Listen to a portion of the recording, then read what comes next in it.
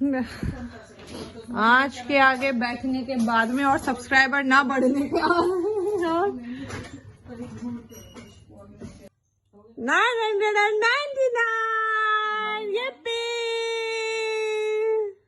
मेरे फोन की बैटरी भी लो हो रही है लेकिन yippee 1000 सब्सक्राइबर्स।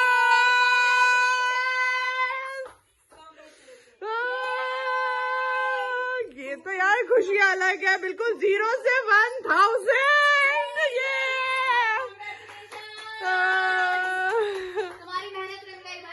Thank you. ये सबकी मेहनत है, सबकी मेहनत है। ये चंगू मंगू की भी मेहनत है भाई, अब हमारे रग्गू की भी मेहनत है अब ये। हाँ भैया बिल्कुल। Hello everyone, welcome back to my channel Himpat family vlogs. मैं हूं ज्योति शर्मा और आप कैसे हैं? मैं यहाँ पे बहुत अच्छी हूँ। आई होप आप भी बहुत अच्छे होंगे। और आपको पता है मेरे 1000 सब्सक्राइबर्स कंप्लीट हो गए। मेरी खुशी का कोई ठिकाना नहीं है। मेरे को और ज्यादा सपोर्ट करते रहिए ताकि मैं आपको और वीडियोस और अच्छी तरीके से जो मेरी डेली लाइफ का रूटीन है वो मैं आपको दिखा सकूं। मैं कैसे कैसे करती हूँ और वीडियो को स्किप ना करें प्लीज। मुझे एक चीज होती है जो आप मुझे पूरा देखेंगे तभी आप मुझे समझ पाएंगे। और लाइक करना बिल्कुल ना भूलें, इससे मुझे मोटिवेशन मिलती है। तो प्लीज मुझे लाइक करें, शेयर करें और कमेंट जरूर करें। And thank you very much, thank you so much इतना प्यार देने के लिए।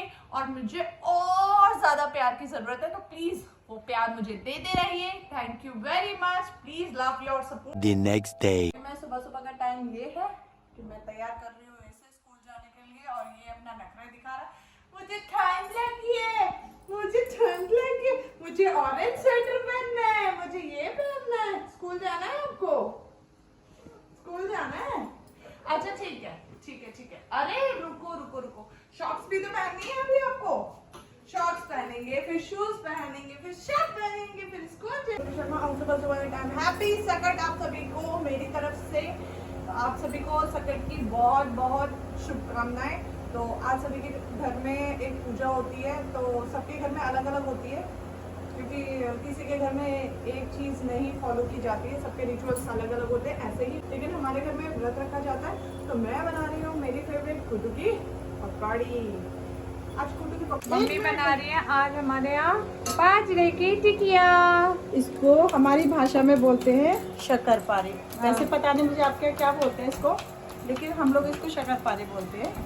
और ये सकट चौथ में बनती है। वैसे तो आप कभी भी खा सकते हैं, गुड़ की रहती है, बहुत हेल्दी है ये।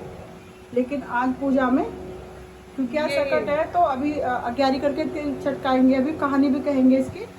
और ये हमारे यहाँ पे ऐसी बनती है, गुड़ से बनाते हैं हम लोग इसको। गुड़ में और तिल में और बाजरा तीनों मिक्स रहता है इसमें।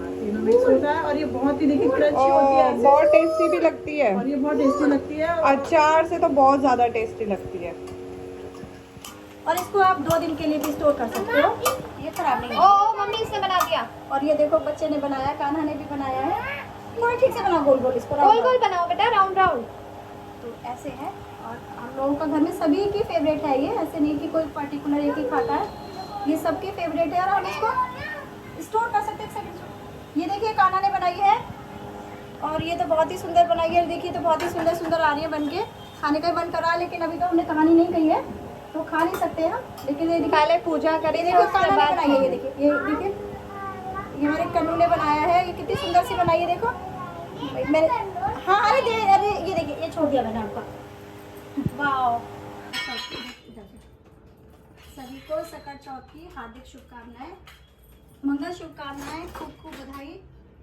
ये जो सकट चौथ का जो व्रत है वो माएँ अपने संतान के लिए रखती हैं, उनकी दीर्घायु के लिए रखती हैं, उनके सुमंगल के लिए रखती हैं।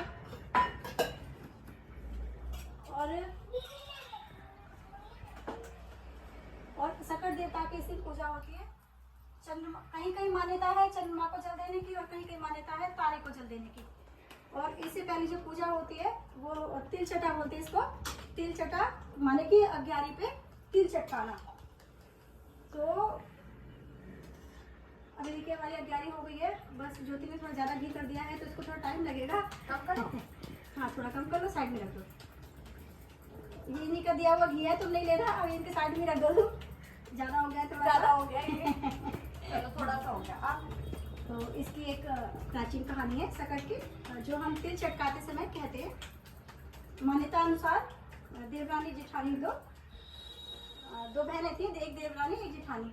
तो जो जेठानी थी वो थोड़ी सी चालाक थी और संपन्न थी, और जो देवरानी थी वो थोड़ी सी उससे लो थी, थोड़ी सी गरीब थी। तो इसीलिए जेठानी उसको अपने पास बिठाती नहीं थी। और हर फेस्टिवल में जो है वो उसके घर खीर पूड़ी बनती थी। पर जो देवरानी थी वो क्योंकि थोड़ा सा सक्षम नहीं थी, तो उसके यहाँ कुछ नहीं बनता था। एक दिन जो उसका पति है उसने किसी बात पे उसको बहुत मारा। सकट वाले दिन जब वो व्रत थी तो उसके घर में कुछ भी बनाने के लिए नहीं था, तो बनाने के लिए नहीं था राशन, तो उसने कुछ खाना नहीं बनाया। और कुछ नहीं बनाया तो इससे उसका पति जो है नाराज हो गया कि तुमने खाना नहीं बनाया, सबके घर में ये बनाए वो बनाए। लेकिन वो जानती थी कि उसके घर में बनाने के लिए कुछ है ही नहीं, बनाएगी कैसे, तो बनाएगी कैसे। तो वो भूखी, व्रत सकट का व्रत रखा उसने, और वो भूखी सो गई। गुस्सा भी थी, अपने भाग्य से बहुत नाराज भी थी, भगवान से नाराज भी थी वो। लेकिन वो किसी से अपनी परेशानी कहती नहीं थी। तो अब भगवान जी जो है सकट देवता रात को उसके घर आते हैं, और उसके घर आते हैं तो उसको जगा के कहते हैं कि भाई बहुत तेज मुझे भूख लगी है। तो वो क्योंकि उसके पति ने उसको मारा था तो इसलिए वो बहुत गुस्से में थी।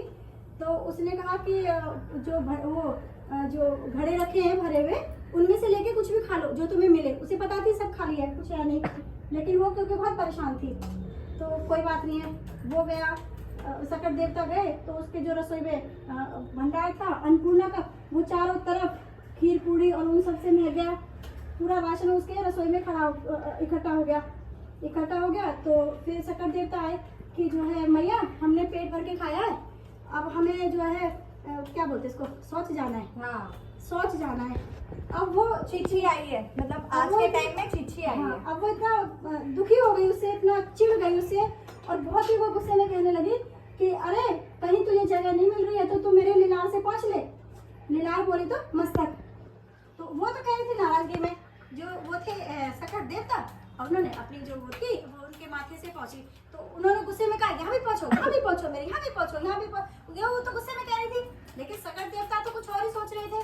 अब उसका पूरा बाल वाल सब हो गए उसमें, मुझे कहने में लग रहा है उनके बाल होंगे उसमें। अब सुबह हुई, ओटी में उनके सारे बाल हो गए, और उनकी काया जो थी वो सपने में दिखाई दी थी कि अच्छा। हाँ वो आए हैं, भगवान आए हैं उनके घर। लेकिन वो इतनी इरिटेट थी कि मतलब जैसे खाना नहीं मिला था और घर में इतनी कलेश थी, तो इस वजह से वो और ज्यादा इरिटेट थे। तो सपने में भी गलत ही बोल रही थी कि वो बोल रहे थे कि छिछी कहाँ कैसे साफ करूँ, तो वो बोल रही थी ऐसे साफ कर दो, यहाँ से साफ कर दो। तो यहाँ से क्या साफ करो, उनकी तकदीर उन्होंने अच्छी लिख दी। तो हाँ ठीक है। तो फिर जो कुछ नहीं, सुबह हुई तो उसके घर में तो हीरे जवाहरात चारों तरफ कोनों में हीरे जवाहरात पड़े हुए, रसोई का खूब भंडार भरा हुआ सब कुछ। वो तो चौंक गई कि ये क्या हुआ रात में। तो अब उसके घर में तो लक्ष्मी का पूरा वास हो गया, वो बहुत धनी हो गई। लेकिन वो सीधे बहुत थी, जो देवरानी थी वो सीधे बहुत थी। तो जो जेठानी थी अब उसकी संपन्नता को देख करके वो उसको ईर्ष्या होने लगी और उसने प्यार में ही उसे पूछा, क्योंकि देवरानी बहुत सीधी थी तो उसकी जो बातों को समझ नहीं पाई, कि उसकी चालाकी को वो समझ नहीं पाई, और उसने जो भी वृत्तांत रात को उसके घर में हुआ उसने वो सब बता दिया। तो ऐसे ही एक साल बीत गया, अगले साल फिर सकट चौथ आई, जैसे आज आई है। तो ऐसे ही आई तो जो देवरानी थी वो तो भूल गई कि मैंने जेठानी को क्या बताया था, क्योंकि वो अपनी सुख के उसमें इतनी मगन हो गई। भगवान जी को इतना बार धन्यवाद कहना, शुक्रिया कहना, वो सब वो करती रही, और सकट आ गई। तो जो जेठानी थी उसको वो सब याद था जो उसकी देवरानी ने उसको बताया था। अब जैसे ही उसके पति आए तो उसने कहा कि देखो ऐसा है, तुम जब रात को आओ तो मुझे खूब मारना। बोले पागल हो गई है क्या, मैं क्यों मारूंगा तुझे। बोले ना, मैं जैसे कह रही हूँ तुम ऐसे करते जाना। तो कुछ नहीं है, अब उसके पति ने वो खूब मारी। अच्छा खूब मारी, इतनी मारी कि नीली पीली कर दी वो मार के। अब वो पड़ी दर्द से करहा रही है, और सकट देवता आ गए। तो उन्होंने वैसे ही पूछा कि मैया भूख लगी है, हमें कुछ खाने को दे दो। तो बोली रसोई में भंडार भरा पड़ा है, खीर पूड़ी बनाई है मैंने तुम्हारे लिए, तरह तरह की मिठाई बनाई है मैंने तुम्हारे लिए, और तुम्हें जो प्रसाद पाना हो वो तुम पालो। तो वो रसोई में गए, थोड़ी देर बाद लोग फिर वापस आ गए। अच्छा वो तो मुस्कुरा रहे थे क्योंकि उसने तो 56 भोग बनाए थे, देवरानी ने कुछ नहीं बनाया था, उसने 56 भोग बनाए थे। जी थोड़ी देर बाद में फिर वो सकट देवता फिर आ गए कि वो मैया मैया मैं जो है पहुंचू कहाँ से, मेरे को छींची आ गई है, मेरे को छींची आ गई है, क्या करूँ? बोले घर के चारों कोनों में कर दो। चार बाद में फिर आए कि मैया मैं पहुंचू कहाँ पे? अरे मेरे नाव से पहुंचो, बालों से पहुंचो, कपड़ों से पहुंचो, पहुंचो पहुंचो। ऐसे वो करती रही, वो पहुंच के चले गए सकट देवता। हुई सुबह, सुबह हुई तो उसके घर में से जो दुर्गंध आ रही है, बदबू आ रही है, पड़ोसी भी नहीं जो है ठहर पा रही थी, उसके घर से दुर्गंध आ रही है। कॉन्सर्ट हो गया कि उनके घर में जो देवरानी के घर में वो जो पॉटी करी थी वो सोने और हीरे जवाहरात से हो गई, और जो जेठानी ने जो सपने में देखा और जो पॉटी करी थी भगवान जी ने वो सारी पॉटी में ही होगी, क्योंकि वो चालाक थी, है ना? हाँ, तो सुबह हुई सबको बदबू आने लगे, अरे इनके घर से बदबू आ रही है, कैसी बदबू आ रही है, कैसी बदबू आ रही है। अब वो तो बहुत खुश थी कि देवरानी, क्योंकि मैंने तो 56 भोग बनाए थे तो मेरे यहाँ तो और ज्यादा दे के गए होंगे सकट देवता, मैंने तो ये किया वो किया। अब वो जैसे ही उसका पति घर में आया, घर में से बदबू, बोले ये क्या हो रहा है, ये क्या हो रहा है। अब वो मगन बिल्कुल, उसको एहसास ही नहीं हो रहा, बदबू का एहसास नहीं हो रहा। वो कह रही ये देखो सोना है, ये देखो हीरे। उसके पति ने फिर सुबह उसको मारा दोबारा से, तो बोला आँख खोल देख तो तेरे चारों तरफ गंदगी है और इतनी बदबू घर में से आ रही है। तो इस कहानी से तात्पर्य ये है कि इस कहानी से हमें ये शिक्षा मिलती है कि हमें किसी का बुरा नहीं सोचना और चाहिए, लालच भी नहीं करना, और हमें किसी का बुरा नहीं सोचना चाहिए, और लालच तो बिल्कुल भी नहीं करना चाहिए, क्योंकि ईश्वर सबको सबके भाग्य का वही देता है जो उसने निमित्त कर रखा है। बस हमें कर्म अच्छे करते रहने चाहिए, कभी किसी का बुरा नहीं सोचना चाहिए, कभी किसी का बुरा नहीं करना चाहिए। तो अगर आप ऐसा रखोगे तो स्थिति ऐसी होगी देवरानी वाली, और दूसरी स्थिति आपको पता ही है, बुरा बुरा करने वालों की स्थिति ऐसी होती है जैसे जेठानी की हुई।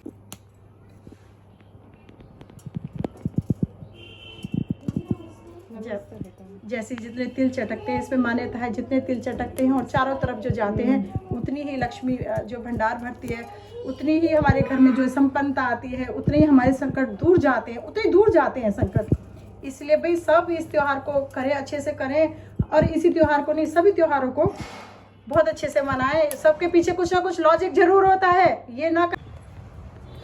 गेट खुल गया है और हमारे तारे आपको नजर नहीं आएंगे शायद। देखो देखो वो आ रहा है ना, आ गए हैं, निकल आए हैं तारे। तो मैं जल दे देती हूँ तारों को, फिर करती हूँ बात, क्योंकि कोई और नहीं है जो कैप्चर कर पाए। तो पहले मैं जल दे देती हूँ, उसके बाद मैं आपसे बात करती हूँ, ठीक है? तो अस्सी ने तो जल दे दिया है तारों को। अब भाई यार दरवाजे बंद करने की बारी आती है, यहाँ रख देती हूँ इसे और दरवाज़ा करती हूँ बंद, क्योंकि ठंड बहुत है। तो अभी जो मम्मी ने काम दिया था पहले मैं वो काम कर लेती हूँ। तो अगर मेरा वीडियो अच्छा लगा हो, पसंद आया हो, do like share and subscribe my channel and support my channel. Thank you very much, thank you for watching my videos.